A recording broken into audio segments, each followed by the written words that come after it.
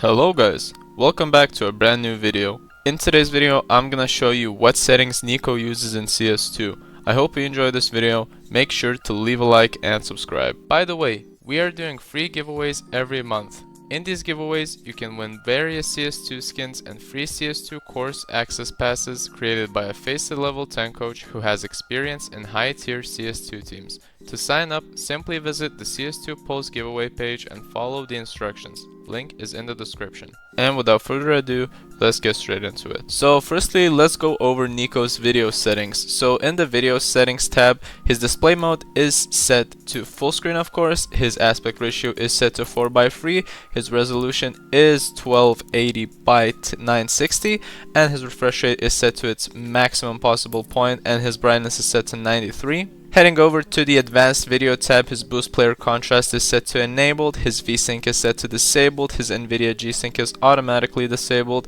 his NVIDIA Reflex low latency is enabled plus boost, his max FPS in-game is set to 999, its max point, his max FPS in menus isn't known but it's not really necessary, and when we move on to the multi-sampling anti-aliasing mode, it's 8x MSAA, his global shadow quality is set to high, his dynamic shadows is set to all, his model texture detail is set to low, his texture filtering mode is set to anisotropic 2x, his shader detail is set to low, his particle detail is set to low, his ambient occlusion is set to disabled, his high dynamic range is set to quality, his fidelity FX super resolution is set to disabled highest quality. These settings are very useful for a lot of players who use lower graphics PCs because these settings are really economic and they won't make your GPU run really fast and really loud. So if you have a lower performance PC, you can definitely use these advanced video settings because NiKo also loves to use them because they don't have a lot of textures, so they don't block off and add any extra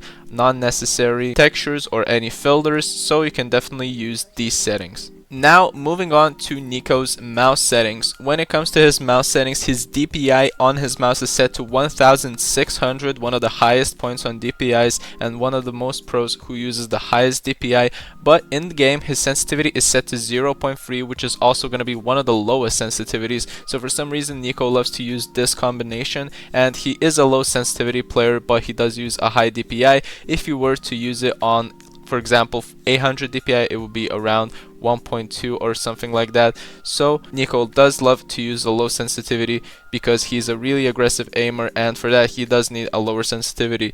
So moving on to his eDPI in his PC, it's set to 560. Now his zoom sensitivity in game is set to 1, his hertz is set to 2000, and his window sensitivity on his computer as well is set to 6. Now moving on to NiKo's Crosshair settings. So if you want to copy this code, you can simply paste it in the console like here, the import tab, and you can find the code. Link is going to be in the description where you can find it. And the Crosshair looks something like this. If you want to copy it like so, here are the commands, but in my opinion just way faster if you paste in the code like so. Press this, paste it in, import, and you have the Crosshair. So let's check it out in game. So this is gonna be what NiKo's Crosshair looks like, and it's a very nice color simply because it doesn't blend in with any of the positions in this map. For example, this is gonna be a green cyan mixed Crosshair, and in Ancient, as you see, it's really bright and it doesn't really mix up with any positions of the map, and same goes for Nuke. It doesn't really blend in with any positions in any sort of maps, so that's why it's very effective to have this Crosshair color. And when it comes to the shape, it's also a very good Crosshair for playing aggressive, simply because this dot that he leaves in his Crosshair's middle part, it's just gonna be a perfect gap in between where you can aim towards the heads of the opponents. So this Crosshair is ideal for example, if you want to one tap or just rifle really aggressively. And the Crosshair is a bit small, but compared to other players it is a bit thicker, so it is way easier to visualize. And as I'm using this Crosshair, I really feel that it's very good, and I definitely want to try it out in my FACEIT games. And combined with NiKo's insane aim, this is gonna be one of the better Crosshairs that you can definitely use as a rifler. Now moving on to NiKo's Viewmodel settings. So if you want to have NiKo's Viewmodel, you can just simply paste it in the console like so. Link is gonna be in the description where you can find it. And this is gonna be what NiKo's settings look like with this Viewmodel. The Viewmodel I already pasted it in, so nothing changed for me, but this Viewmodel is just fairly simple. It's one of the main view models that a lot of CS2 pros uses is just slightly shifted to the right compared to the default view model in CS2, but it's a very nice view model and I definitely recommend you copy it in because all the pros use it, and if you want to reach that, I definitely suggest you also use this view model. It will definitely help you out a bit. And now moving on to NiKo's HUD settings. So if we head to the HUD settings and go towards this area, we can see the HUD settings, and NiKo uses a HUD scale set to 1.1 and his HUD color is set to aqua. So as you see in game, this is going to be what NiKo's HUD looks like. It's just a simple aqua color. It's definitely a preference for him. And finally, let's go over NiKo's radar settings. So moving on to the radar settings tab, NiKo uses radar centers the player set to yes, his radar is rotating set to yes, his toggle square shape with scoreboard is set to yes, and finally his radar HUD size is set to 1 and his radar map zoom is set to 0.35.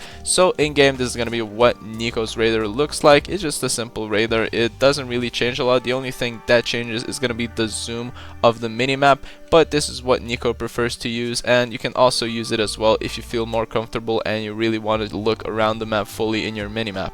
If you want to check out or copy any pro player settings, you can visit the CS2 Pulse Pro settings page, where you can find a variety of pro player settings. You can even check out what setups they use and what skins they use in game. Link is in the description. Thank you everyone for watching the video. These were the settings that NiKo uses in CS2. I hope you enjoyed this video. Make sure to leave a like and subscribe and comment down in the comments below on what you want us to do next, and I'll see you in the next video.